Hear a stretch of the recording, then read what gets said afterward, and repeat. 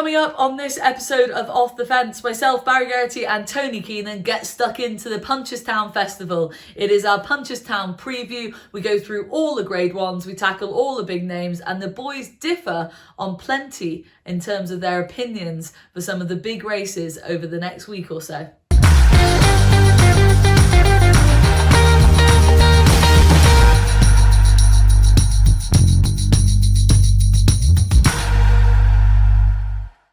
Hello and welcome to Off the Fence. This is normally your weekly rundown of all things jump racing, but of course the jump season is drawing to a close, and as a result, so is season 2 of Off the Fence. We did of course do our Aintree preview, and now we're about to enlighten you with our Punchestown preview. And as always, bit of housekeeping before we start, please hit subscribe on our YouTube channel, because that way you won't miss any content coming your way from the At The Races digital team. And why would you want to? Because it's all top notch. As always, I am joined by Barry Geraghty and Tony Keenan. Quick check in with the lads. Barry, how are you over there? Very good, Vanessa, thank you. Hope you're keeping well. Yeah, all on very good form over here. Flat season ramping up a gear, but a little bit of jump racing left and some top class grade ones for us to look forward to, Tony, this coming week. How much are you looking forward to the next 5 days of the Punchestown Festival? Yeah, good 5 days ahead. Some decent clashes. A lot of it is Mullins on Mullins at this stage, but there are some other good horses mixed in throughout the week. I'm really looking forward to it at this point.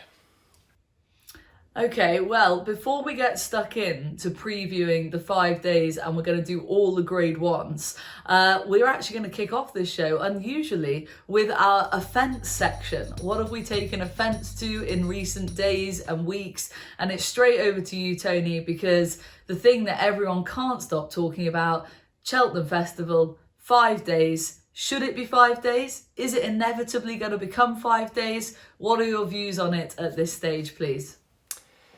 There is a sense that it is a fait accompli at the moment, that the 5 days is inevitable, but I don't know, is this that offensive for people? But I think the take that most people have on it is quite an obvious one. Like lobbying for the 5-day festival feels like lobbying for, I don't know, a 1-day weekend or something like that. It just feels like wrong. Even when you look back at the meeting that just went by in Cheltenham in March, I'd say there were barely enough good horses to go around, and if you wanted to argue with me that there weren't enough good horses to go around for the 4 days, I wouldn't disagree with you. If you're looking for adding extra races, I don't see where you need one. If anything, you'd be culling a race or two. Yes, that novice handicap was quite a decent contest, but finding another few races to slot in there just feels unnecessary. Look, the meeting itself, like all these premier sporting events, keeping the quality high is a vital thing. You know, when you're watching the World Cup or international tournaments, like the most pointless game of the lot is the third and fourth playoff. No one wants to watch it, no one wants to participate. There is time and space for lesser horses, but let's not make it kind of the week at Cheltenham. We just expand it to the point where it's not needed. Like Kevin Blake has written there a very heartfelt article I felt on the website on this subject. Now, I wouldn't agree with everything that he says, because I do think the Irish season just gone by has been quite good, especially after the dry November. I think things went well, it was competitive, it was strong. But the English season, I think especially in the graded races, was very weak. I chat to an experienced UK punter there quite regular, and he said it was the season, I think he's in his 60s now at this stage, it was the season that he'd least enjoyed out of them all. Just the lack of competitiveness to see in the odds-on shots, the 3, 4, 5 runner races. Again, Sandown at the weekend was just a replica of what has gone on throughout the winter. And like he's the man that's following that day to day, and I'd very much respect his opinion. But just to pick up on another couple of things that were in Kevin's article I thought were very insightful, like this idea of the gaslighting of National Hunt fans into thinking that avoiding races with horses is actually the right thing to do. I thought he put that really, really well. There is a balance that needs to be struck between campaigning the horses enough without kind of not abusing them, but overrunning them, if you like. I think we've definitely gone too far the other way with the cotton wool type stuff. Like National Hunt horses are fragile. All race horses are fragile. Like campaign them when they're well, when they're fit. because this time next month, for God's sake, the opportunity may not be there. The horse may not have be in a state of well-being and things like that. Like for me, I suppose when I look back in recent years, one of the bravest and best bits of campaigning I felt was the decision to run Coney Green in the Gold Cup as a novice. Brilliant, brave call, worked out. They don't all work out, but that ambition, I think just reflects very well, adds a hell of a lot to the sport. But with that said, I think the most important thing that I took away from what Kevin wrote was more so the response of people. Like wholeheartedly, the readers and the kind of supporters of National Hunt Racing are saying kind of no to this. Like these are the engaged fans, and they feel kind of let down by the whole thing. Like the couple of days a year race go, or the person is going for a day out, like they're still going to come anyway, and we do need them to come. We need them to support kind of racing and stuff like that. But the engaged fan, I think, feels very let down. Like just looking at the feedback and what people are saying about this, like these are the people who keep the sport running on a day-to-day basis. They're spending money on your subscription channels, the forum websites, they're going racing, they're buying the Racing Post. Like they matter. They invest so much money, they invest so much time. And when you've lost them, you really are in trouble. And you have to be careful what you wish for. Like some trainers are lobbying for this. Not all trainers, some trainers are lobbying for this. And I just feel like, in the short term anyway, they're just lobbying for Willie Mullins to have another 3 winners over the week. Like that's not great. Like that's boring. Like that's not really what we want. But also to remind like the people who are making these decisions, like the sport has no God-given right to a position in kind of people's hearts and minds. Like these things can get very cyclical. Like there was a time when the most popular sport in the UK, soccer, like was a kind of a pariah sport in the 80s when the hooliganism and all that was going on. And it can rise and it can fall and stuff like that. Like racing was once like the sport in the early part of the 20th century. Now, it's never going to get back to that realistically with attitudes to animals and all that type of stuff. But I do think we need to think long and hard about the changes that have been made and kind of maintaining the status and keeping the people who are really engaged with it on that kind of level and not alienate them, which I do think this 5-day festival would potentially do. I agree with you, Tony. I agree with you. I'm very much against the 5-day Cheltenham Festival idea. It'd be very interesting to see how it pans out from this point going forward, because there is clearly a big public pushback on the idea. Obviously, they're going through a consultation at this stage, and it'll just be very interesting to see what the next steps are. Fingers crossed they listen to the public and the racing fans, as Tony has just touched upon there, and don't extend to 5 days basically. But of course we're here to preview what is a 5-day festival in the Punchestown Festival. Kicks up on Tuesday, loads of grade ones, and we've got some pretty small fields again, theme of the week, etc, etc. Barry, let's start with the 2 mile novices grade 1. It's a matchup between the likes of Sir Gerhard, Dysart Dynamo, Mighty Potter's in there too. You've got obviously Sir Gerhard dropping back down and trip, Dysart Dynamo getting another opportunity at a grade 1 over 2 miles without Constitution Hill in his way this time, but he does have to stand up. And Mighty Potter, for me, Barry, remains a horse that we haven't seen the best of yet, and I think there's still plenty more to come from him. Which way are you siding in this very competitive grade 1? Well, I suppose it's typical Willie Mullins. It's hard to predict what Willie is thinking. I wouldn't have seen him dropping him back a trip. He didn't jump as well in Leopardstown earlier in the season over 2 mile, albeit he won. But Patrick Mullins did mention during the week that he felt the horse was hurting at the time. So maybe that was his reason for not jumping so well. But with Dysart Dynamo in here, he won't get to dictate the pace himself. Dysart Dynamo is going to be taking him along. So you presume he's going to settle and jump. And if he does that, he's going to be hard to beat. Mighty Potter, you have to draw a line through his run at Cheltenham. He's got a chance to freshen up and come back here. He's definitely better than that. He's a grade 1 winner previously. He beat 3 Stripe Life as well. So he's got a good level of form. So I think he's there with a squeak, but Mighty Sir Gerhard would be the one to beat. You've always been a lover of Sir Gerhard, Barry, haven't you? Like, I feel like you've always been very positive on him. Is he right up there with the top notches of the novices, away from Constitution Hill, obviously, in your eyes at this stage, Barry? I think so. His performance at Cheltenham was definitely, you have to respect it. And 3 Stripe Life went and franked that form then in Aintree as well. So it's worked out well. But he's a very good horse. But it is a little bit of a question that he is coming back on trip. I'd be very comfortable with him staying at 2.5. And I'd imagine he would have beaten anything in front of him in that race. But coming back to 2, you presume all these things are going to be okay. But we won't really know until he lines up. No, absolutely. Tony, do you think 2 miles is going to suit Sir Gerhard? I respect the fact that Willie Mullins is doing it. I think he does these things quite rarely in terms of switching the trips up with horses, and usually it does work. Just to deal with Matey Potter first there, you've mentioned him. I am quite actually sceptical about his form at Christmas.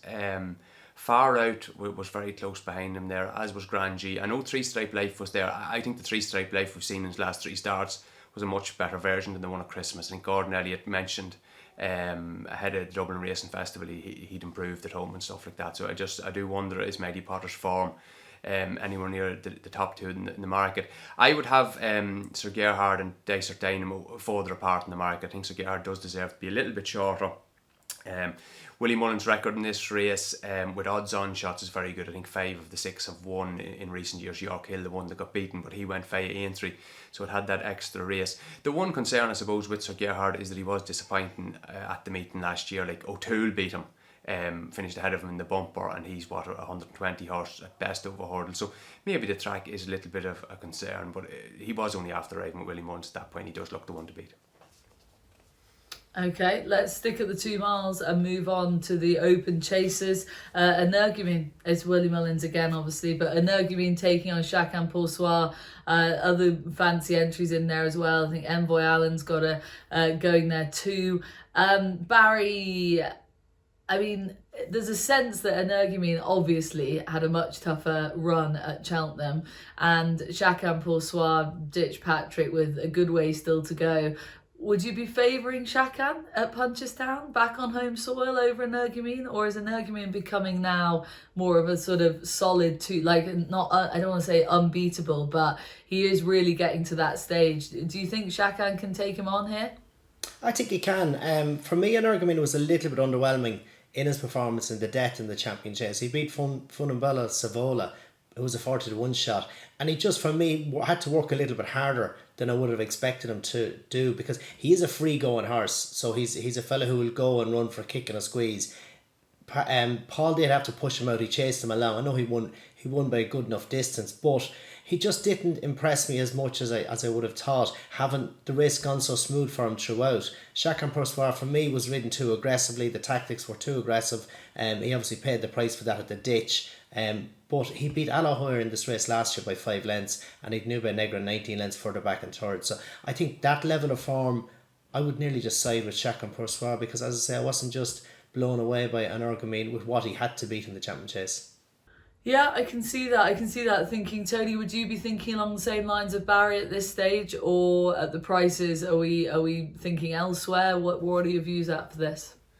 No, I think I take the other side of this, and similar to the first race, I think Energumene should be shorter and Chacun Pour Soi should be a little bit bigger, and I know Energumene's right a favourite on that. Chacun Pour Soi, 3 runs this year, obviously a disappointment at Sandown, then his Dublin Racing Festival win, which to me was not on a par with anything he's done in previous seasons. He was beaten Dunvegan and a completely out of form Greenatine, and then the unseated Cheltenham. All 3 of Energumene's runs this season are better than what Chacun Pour Soi achieved at the Dublin Racing Festival. He's the younger horse. Chacun Pour Soi is now 10. He's obviously had his problems. Yes, Punchestown has suited him over the years, but I think I'd prefer to be with the up-and-coming horse.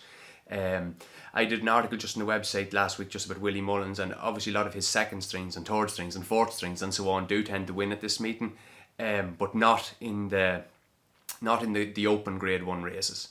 More so the races like the handicaps and the novice races and things like that.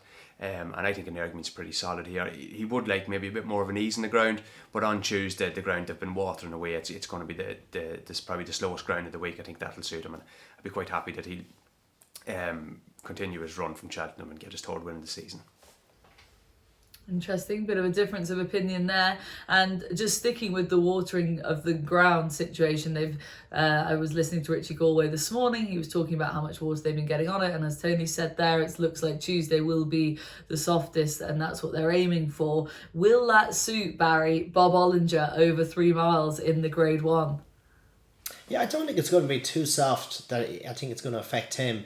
I think the step up to 3 mile is probably more of a benefit for him. Galloping the Champ had him out of his comfort zone all the way, and his jumping was in trouble for that reason, but he was still hanging in there, And Galloping the Champ destroyed everything in Fairyhouse in the Ryanair. So I think, in fairness to Bob Olinger, Galloping the Champ put himself on the floor to beat Bob Olinger. And that took a performance. So now for me, Bob Ollinger's a standout in the race. I don't see any issue. It was much softer back in January when he beat Capodanno in Punchestown, albeit over 2.5. So no, I think Bob Ollinger's going to be very hard to beat. Oh, it's a bold shout, Barry. I just can't. The way he crabbed up the hill the last day at Cheltenham. I don't know, Tony. I've really gone off Bob Olinger this season. I'm putting it out there. He'll probably make me look like a complete fool come Tuesday. But I think at the prices, I'd rather take a chance on something else. Am I mad? Yeah, I'd be with you. I'd be taking against Bob Olinger here.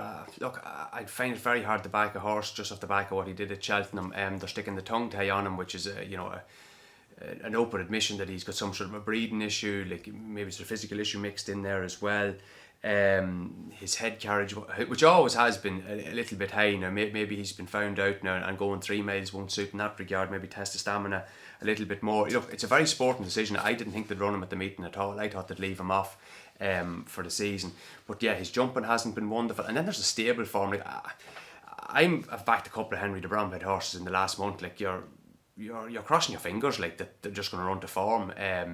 Like since December, his win strike rate is 9%. His place strike rate is well below what it usually would be. So I think you have to try and get Bob Olinger beaten here. Even though, look, on looking back at his hurdles form and the form of his initial 2 chase starts, you'd say 6 to 4 it's a brilliant price, but the last run is a negative. What to beat him with, I'm not 100% sure. I do think this race has been the one race for Capodanno all season. He was brilliant here last year, over 3 miles on good ground in a handicap hurdle. Very impressive winner. Obviously he has to get ground back in Bob Olinger from January, but the ground is different, the trip is different, the preparation is different. I got the sense that Willie Munn's at Capodanno didn't have a great prep for Cheltenham. He was only after coming off a fall at the Dublin Racing Festival. His jumping wasn't great at Cheltenham. There were at least 3 significant mistakes, and he made quite a bad one kind of out. It seemed to be out of camera shot because he lost a lot of the ground when he came back into the camera shot, 3 out. And he managed to close up a bit and then kind of flattened out late. So I just wonder, was fitness a little bit lacking with him in Cheltenham? The problem with him is the price is a little bit short. He started to drift a little. If he drifts a little bit more, I'd become interested in him. But that you can make case for other horses there. Like Miller's Bank is a horse that won really well at the entry. Be his first try at 3 miles. If Warlord ran anywhere near his Oracle form, which he probably didn't run to it, but he mightn't have been that far off it, Miller's Bank would be in there with a form chance. Going right-handed might be a little bit of a concern because he does have a tendency to shift left. And even something like Beacon Edge there, back on better ground, like he disappointed in Cheltenham, didn't jump well enough, but his previous form with Farouk Delen would have worked out in the RSA. And the RSA looks a lovely bit of form. I know Lawn Pressy disappointed at the entry, but High Senior, you had the winner of the entry race. You had Geraghty and Tony Keenan ran an absolute cracker in the Irish National. To me, looked a very stiff mark. Dusard has come out and won at Ayr, so that looks a decent bit of form. But yeah, I'd be looking to get Bob Olinger beaten. I just haven't decided which one yet. There are a few options there. Yeah, I'm with Tony on that one. Abandoning Barry here and abandoning Bob Olinger. Let's move on to Wednesday, and obviously now we must caveat from here onwards with the fact that we are dealing with no declarations, obviously entries, but no decks from Wednesday onwards. So hopefully we'll manage to talk about many of the horses who are actually going to show up. Barry, let's start with the 3 mile grade 1 novices hurdle, and Mr. Nice Guy, the Nice Guy comes here with Manella Crooner and Hollow Games in there as well. I actually think these 3 mile novice hurdlers, I think there's loads of nice horses in this bunch, but I'm not sure there's one absolute standout in my opinion in this division. Where are you looking at this stage? Oh, I think Mr. Nice Guy, as you call him, is the one. To win the Albert Bartlett on his second start, I thought that was a massive performance. He was only learning as he went, so now I think he could be a very good horse. I like him a lot. If by chance Journey With Me lines up here, he fell at the last in the Ballymore when Upside's 3-stripe life he wasn't going to trouble the winner, but it was between them for second. That's a good level of form. Stepping up and trip on better ground could work well for him. I think the Nice Guy is head and shoulders above the opposition, but for me, Journey With Me could be next best. Yeah, I like the idea of Journey With Me stepping up in trip. I think that's going to suit him down to the ground, like you say, on a bit of good ground too. Tony, would you be with Barry in the thought process that the nice guy is a fair bit ahead of the rest of the field? Or I don't know. Yeah, like I said, I'm not entirely sure there's an absolute standout here, but Barry's poo-pooed that suggestion. Where are you at with this division? I think the Albert Barrett suggested he is a standout in the division. He hadn't run in any of the trail races beforehand. He was just coming from a maiden hurdle, but he just looked a totally different horse up to 3 miles. Like, he's had 2 hurdle starts and he's already rated, 153. That's a hell of a rating for a horse to reach on his second hurdle start. And I know he's a 7-year-old and he's had a couple of runs and bumpers, but highly impressive at Cheltenham. I felt Paul Townend on the more fancied Willie Mullins runner did his best to cut the snout of him going to the last. And in a 3 mile race, it can be hard for a horse to pick up again, but he did so quite easily. And, you know, won well up the hill, good time, really strongly run race. Yeah, I think he's a deserving favourite. And I definitely have him a little bit shorter. The other horse to mention that's in this race, I'm not sure will this horse run because of the ground, and he has a number of entries, action handicaps over the week, is Daily Present, trained by Paul Nolan. I think they're really minding this horse a bit as regards ground. They had him at Fairyhouse there over the Easter meeting, didn't run him. But he has some nice bits of form. He beat Bron quite nicely at Navan there. I think it was in February or was it early March in a staying novice hurdle. He looks quite a decent prospect. Wouldn't have the level of the form of the Nice Guy or either of the Manellas, but part of that is due to him not having had the opportunity. But he's one to keep an eye on, whether he runs next week or even next season. I'd say he'd be a good novice chase prospect. Like it. One for the notebook for Paul Nolan. They could do with another good horse coming to their yards. Barry, let's move on to the Punchestown Gold Cup. Allaho, Manila Indo, Galvin, Alboon Photo. I mean, there's loads that could line up here. Where are we at with this? Do you think Allaho's going to be able to be as dominant over 3 miles as he has been over the 2.5?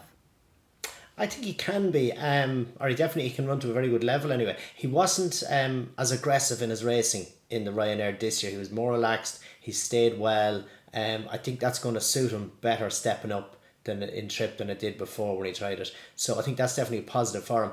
Ken Boy here is going to line up with him. Is he going to trouble him up front? How hard is he going to go? Because the harder it's going to go, the more it's going to play into Galvin's case. And I think for me, Manila Indo ran a great race in the Gold Cup to be second in a slowly run race, you could say, for the level it was at. He was also second to Conflated back in Leopardstown before that, where he Janadil a good bit behind him. For me, the pace of the race will point towards Manila Indo for me. Just I think that strong race is going to suit him. He stays really well. He proved that at Cheltenham he's in good form. A better gallop would have suited him. It wouldn't have beaten the winner, but he was going to beat the rest of them well. So I would take a chance with Elindo against Allaho because they just could go a little bit hard up front. Okay, taking a swing with Manila Indo. Tony, Clan de Zobo for the repeat. Are we interested in that at all? I am, yeah. We're going to be clashing here again, myself and Barry. I think Manel Indo. I like it. Yeah, I think he's the way into it, and the one to oppose. I think he's a pretty bad price. He's a very long season. He seems to have gone for all these races. The winner of the Gold Cup was brilliant. The horses in behind don't look much. Like Royal Begay, Protectorate, all kind of disappointing since. I didn't like the way he finished out the race in the Gold Cup at all. There's a stable form, and then there's the track as well, which Punchestown doesn't really look to me like it would be his track, and it's also an afterthought. So yeah, I could see him drifting. I thought his price was pretty short. Allaho is the best form by a good bit. He's a 170 plus horse. I can think his strength is sometimes in the middle of his races, though, and like he might well get the trip. But he's going in against the best of staying chasers here, so that's a little bit of a worry. He definitely didn't get home in the Savage Chase last year. Now, admittedly, that wasn't with the tongue tie on. Maybe he will last home a little bit better here. But as this Clan de Zobo, likes of Galvin, strong stayers, they'll test him. And also the track would be a little bit of a concern for him. I think he is a little bit better going left-handed. I've been thinking for a little while that Facile Vega is going to be better, maybe over 3 miles, the way he's kind of been finishing out his races lately. Concern with him is every time he comes up against a really good horse, and there are 2 or 3 or 4 really good horses in here, he does tend to get beaten. I have massive respect for Clan de Zobo. The blinkers seemed to work as well last time as the cheek pieces did when they were applied around the same time. last year. If he carries that through, he has to have a chance. He seemed to be idling more than anything at the entry. And he's a relatively fresh horse coming there. And I'd also give Galvin a little bit of a chance. I know I'm going to contradict myself there, that he's come from the Gold Cup form as well. But I don't think he ran to form. I think Gordon Elliott's weren't all firing at the time. I think the stop-start nature of the gallop there in the Gold Cup didn't really suit him. He showed a good attitude to plug on into fourth. But a Savage Chase form, looks a little bit better than that, and the good ground might suit. I wouldn't rule him out. I think at the price there is a chance he'd bounce back. So him and Clandazobo will be the two I'd be concentrating on. Okay, and I'm sticking with Clandazobo, one for the UK, coming over here and raiding your big pots. I like it. I'm rooting for it. Let's move on to the bumper, and I think this could be relatively short and sweet, Barry. Facile Vega. I mean, surely it's just all aboard, isn't it? Well, it could be, but they're very different conditions from what he had at Cheltenham, where it was very soft. Obviously we knew that going into this that would really suit him. American Mike ran well, St James's Gate ran well. I think St James's Gate was also suited by the testing conditions because he stays really well. So I would be inclined to give a little look for American Mike, maybe to possibly reverse it on better ground. Controversial, Tony. Surely you can't be abandoning Facile Vega at whatever price at this stage, Tony. Surely. No, I'd be with Barry. I was thinking this. I thought going into Cheltenham the ground would be a little bit of a worry. Then he got the downpour on Wednesday, which suited him perfectly. We didn't find out an awful lot more about him on decent ground, but looking at the forecast, it's going to be drying out. And it's really windy at the minute as well. Like, the ground will be drying out quite quickly, so that's something that he's improving on. And we'll find out. I'm just disappointed James's Gate isn't in this race. He wasn't left in at the 5 days. He has been left in one of the other bumpers, so maybe they want to give him another run in kind of a lower grade. But I would have thought he had a chance of reversing the form. We're just going to have to see him maybe in one of the other bumpers. But yeah, the different conditions could level the playing field a little bit. For all, Facile Vega did have a big edge at Cheltenham. Okay, conditions are concerned, but for me, Facile Vega is the one. Let's move on to Thursday, boys. Our favourite division, Tony, so I'm going to come straight to you. The Stayers Hurdle division. Classical Dream in here. Sire de Burley, Paisley Park has an entry. The Devil's Coachman. Vanillier is stepping back, going back over hurdles after a disappointing chasing campaign. Take your pick. Who do you like in this? Yeah, so I don't like anyone. All these are guessing again. Look, Classical Dream was a classical case of not getting up the hill in Cheltenham. He powered through it, so you would imagine the Punchestown is going to suit him a bit better. But the bit of a weak finish there is a slight concern. Intercity Vanillia back over hurdles. The Devil's Coachman took him out at Fairyhouse last week because of the ground. He's a good prospect now back over hurdles. I think he's interesting back over hurdles.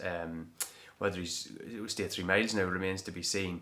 But will they run him again on the ground? And I also think, I wonder, will they take a dart with Mellon in this race? Bit of a rogue, but is on good terms with himself at the moment. And Willie Mullins would seem to have enough horses for the Gold Cup that he could. This was mentioned earlier in the year, that maybe back over hurdles would be an option. But no, I don't have a selection for this race. Mellon winning a grade 1 over hurdles would just be peak Mellon, really, wouldn't it? In this division that's just full of quirky individuals. Barry, do you have a strong selection? It's a division that's very hard to be strong in, I find. No, I think Classical Dream is the one for me. I would imagine they'll revert to the tactics at Christmas, albeit it mightn't have been the plan gone out in Leopardstown for him to make the running, but he doesn't have Flooring Porter to contend with. That's how he won last time, and for me that would be Willie Mullins' thinking. So I'd say he'd bounce and go. He stayed really well in Leopardstown after going a strong pace, so albeit he didn't get home with Cheltenham, but he also gave away a big head start. He raced keen enough through the race, so I think it's going to suit him better to line up and go from the front, and I think he'd be hard to beat. And of the opposition, the one that's going to benefit most from a strong gallop for me is Paisley Park. I think he could be the one to chase him home. Could be 2 in the bag for the UK Raiders at this rate, if you two are right in terms of, we've got a very small selection coming over, but fingers crossed they might get near a winner's enclosure. Barry, let's stick with you. 2 mile novice chase, Gentleman to me, bit of a turn up for the books, obviously getting the better of Edwardstone at Aintree. He's a quirky individual. I don't get the impression he's that straightforward. And is he a likely contender to back that grade 1 win up, or was that Edwardstone firing on not all cylinders rather than him improving greatly. I just haven't really got a handle on that Aintree form in this division. You could make a case for that, but I think Gentleman to Me made enough of a mistake. I think it was at the second last that could have cost him, and he finished out well enough. So he is a horse on the up. I think he's been campaigned towards the latter end of the season. So no, I think he would be one definitely to beat. Of the others, Gabanaco really benefited from a fast run race in the Arkle. I'm not sure this is going to be as fast a run, and the horse who I liked in the Arkle, but I think he checked out that the third fence was, or fourth fence should I say, was St. Sam. He had a hood in him that day. This race, there mightn't just be as much pace. I wouldn't be surprised to see him line up a little bit handier with the hood. But he's definitely a smart one. But Gabanaco, I'm just not fully convinced they're going to go hard enough for him just to reap the rewards of that. So Gentleman to Me is definitely very interesting. He could be the one to beat, but I'd be siding for value at St. Sam. Okay, sticking with St. Sam, and remember you talking keenly about him pre-Cheltenham as well, and that was the discussion, Tony, where we were talking about this division not really having a standout, and that really does, it probably remains the case going into this race, doesn't it? Yeah, I have a similar read to this race now as Barry. I think it'd be against Gabanaco. He's had 5 goals now in his career at graded races, and he's been beaten in them all. Like the last 2 races he's won a beginner's chase and a maiden hurdle. Now I know he's gone close in graded races, but it is a little bit of a concern that he can't get his neck in front in one of them. I'd also be against Blue Lord. I thought the Arkle was a little bit of a messy race with the fallers and a couple of horses meeting trouble, but Blue Lord had a lovely smooth trip through it, and just wasn't good enough and was maybe finishing a little bit weakly. So I'd like to be against him. And yeah, the two that Barry mentioned there, Gentleman to Me's been brought along steadily. I was impressed with him in the entry. I thought a much more competitive race where he got taken on from the lead, apart from the couple of solos that he'd had on previous starts in Ireland. As Barry said, he made a mistake 2 out. He also made a mistake 4 out, and he just pulled away well. Yeah, Edwardstone didn't run to form, but wasn't maybe that much below form that it was a completely weak grade 1. And like Barry said, St. Sam just kind of have to give him another chance. Like them in the Arkle, he's a relatively fresh horse. I actually thought the ideal race for him was probably the Ryanair chase at Fairyhouse. He'd already won there, and he looks like a 2.5 miler in time. But obviously those horses have to be walked around galloping the Champs. But I do think there's a bigger performance in him based on what he did at the Dublin Racing Festival, doing things wrong and still getting quite close to Blue Lord and Riviere de Tell. Okay, a couple of positive nods for St. Sam then, and he could be a decent enough price. We like that a lot. Let's move on to Friday, Champion Hurdle Day. Barry, Honeysuckle lines up. I mean, there's going to be a huge crowd there if the weather's nice and Honeysuckle's at Punchestown, crowd's back. This could be a great day in terms of atmosphere, but in terms of what's lining up in behind her, obviously Epatante has an entry. Zana here is probably going to line up as well. It's such an unoriginal question, but I don't know, like, does she get beat? How can she get beat? I don't know where to go with this one. No, it's hard to see her being beaten. She's obviously brilliant again at Cheltenham. She won this race last year. Probably a little bit deliberate and slow at the last, but got going again to beat Sharjah. If Epatante did line up, she'd have a chance, but the fact that she's been to Aintree, it's very hard to do the 3 festivals, Cheltenham, Aintree and Punchestown, and not many can do it. So whether she can bounce back to that level of form, and she is at racing at a better level this year than she was last season. She's looking more like herself, so she's worthy to be here, but she has the option of the mare's race on the Saturday as well. So, but no, Honeysuckle would be hard to beat. Probably the one of interest to me was Tiapu. I just had a question mark about him going to Cheltenham on the proximity of the Goran race, especially for a 5-year-old, where he's 45 days to freshen up from Cheltenham. I would have felt a different training approach, train him to be fresh for the day. He could be the next best for me. And Tony, am I right in thinking that you were quite keen on Tiapu after that Goran run? You looked at that quite favourably, didn't you? Yeah, I thought it was a really good performance on the day. I'd say the ground was a little bit quick from a Cheltenham, either that or he didn't handle the track. The Rasso's kind of boosted the form a little bit since, but to ask him to beat Honeysuckle is obviously a massive ask. Yeah, it's not really a race sport taking an awful lot of time, and I think Epatante probably will line up here because the trainer does have Marie's Rock for the mare's hurdle. Yeah, of course. Yeah, I mean, it'd be add interest to the race if Epatante does line up, but really we're all just there to have a look at Honeysuckle. Hopefully, strut her stuff. Tony, let's stick with you for the middle distance Grade 1 novice on the Friday. Very similar entries to what we've discussed in the earlier races as well. I mean, do you have any idea of who you might like in this? If Sir Gerhard's been dropped down in trip, that takes him out of the equation. Who else in behind him could take a Grade 1 here? Yeah, well, it is a surprising move Willie Mullins has done here with running both Sir Gerhard and Desert Dane in the 2 mile race, which would suggest that Stateman is going to be the big hope for this race. County Hurdle form hasn't really worked out though. I think West Cork is the only horse really out of the first few who have shown it in any way good light. A lot of the others have been well beaten, so that is a concern. But you would respect the fact that he's decided to run the other two in the 2 mile race on Tuesday. One horse who I do think things are after working out for here is Flame Bearer.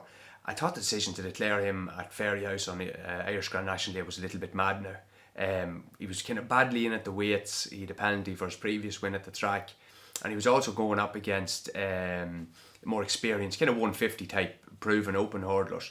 But this is after setting up from well now, because there's no Sir Gerhard. Fairyhouse race was only worth 35,000 to the winner. This race is a Grade 1, it's worth 74,000 to the winner.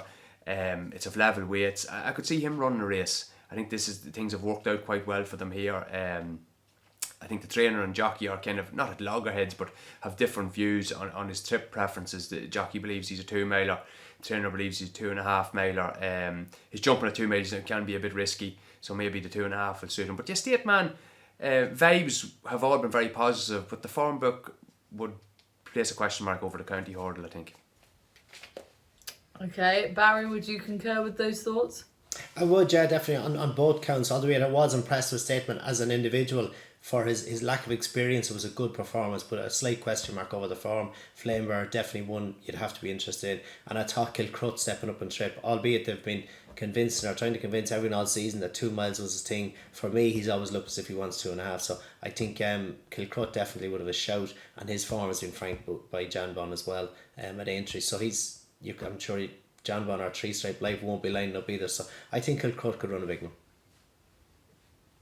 Okay, could see him back in the wins enclosure. Let's move on to Saturday, and the aforementioned Mare's Hurdle. Epatante could go here. I hope she lines up against Honeysuckle, and if she doesn't go here, then Tony, it sort of leaves it open to Tell Me Something Girl taking on Mary's Rock, and they all bring in a similar level of ability, I think, at this stage. Would you be favouring the UK Raider in Mary's Rock, or are you sticking with some of your home team players? Yeah, I'm going to stick with one of the home team here. If Epatante runs in the Champion Hurdle, this will effectively be Mare's Hurdle rerun from Cheltenham.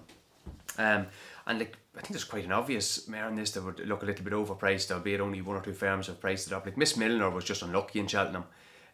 She was badly hampered by the indefatigable fall and the sort of backwash of Tell Me Something Girl been brought down, and she finished out really well. Well, she beaten about 3 lengths. I think she can definitely get a bit closer to the winner here, and the prices would kind of dictate that she's the bet.